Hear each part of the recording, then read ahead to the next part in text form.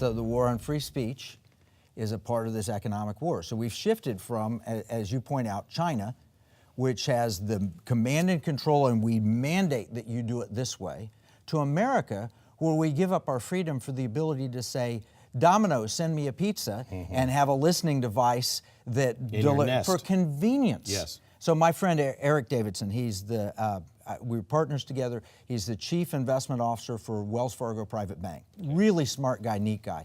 He says, Kevin, I'm so afraid I'm going to take the mark of the beast. And this was probably 20 years ago. I said, wait, Eric, what are you talking about? You're going to take the mark of the beast? You're a believer. There's no way you'll take the mark of the beast. He said, here's what's going to happen. I'm going to open up the catalog. It won't say mark of the beast, but it's going to offer me frequent flyer miles if I sign up for it. And he said, I'm afraid I'm going to sign up for it to get the frequent flyer miles and not even think about it. Now, you know, theologically, I don't believe Christians are actually going to take it and so forth, but his point was well taken. We will buy it for convenience or for some benefit, and we'll accept that government control thinking we're... Look at how many times Christians, non-Christians fail. They always fail to do the right thing because it's scary in the end. You've usually got a guy with a gun right behind you that's going to shoot you if you don't do it. And so people they normalcy bias almost everything in their life, and they accept it. If we don't start saying no now, it's only going to get harder. And we have to explain why we're saying no. The problem that we have is the school system, and we had Alice Linehan talking about this. Why are all these kids socialists? Because that's what they're taught. Well, you know, I talked about this on my program a little bit today, that I was saying that if we just could memorize 8 lines and live them and argue them even of the Declaration of Independence. Constitution is good. The Bill of Rights is really good. The Declaration of Independence is who we are. And we've lost the Declaration of Independence entirely. And if we could just remember why governments are instituted among men.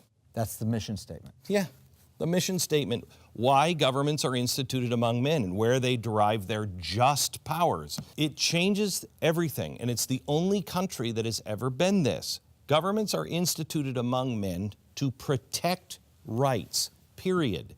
And when a government becomes abusive of those rights, it is, and I'm wildly paraphrasing here, it is normal for people to just take the suffering and just take the lumps until it's absolute despotism.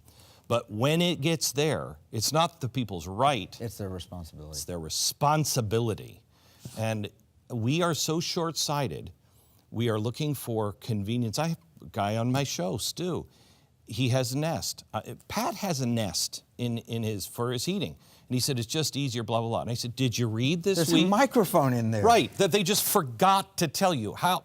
You forgot? You forgot to tell us? I'm not saying that they're doing anything nefarious, but why do you have a microphone? Why did you not tell anybody? You knew it would freak people out. And even if it's just to wake the system up at sounds to start things up, you should know about it. And I said, why would you do that? It's just easier. It is a convenience. Right. Or financial, because we're enslaved from debt, we'll do things. There are things people will do because they're enslaved. So these are all economic issues.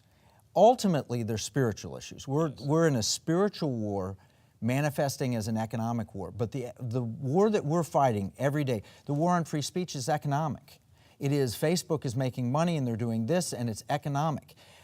Immigration becomes an economic issue. Sadly enough, life becomes an economic issue. Oh, you should abort that baby because it'll be convenient for you. We're sacrificing our true principles, our spiritual principles. So those are all, you know, we've talked about this in economic war, and we've talked about election fraud, we've talked about the radical green agenda.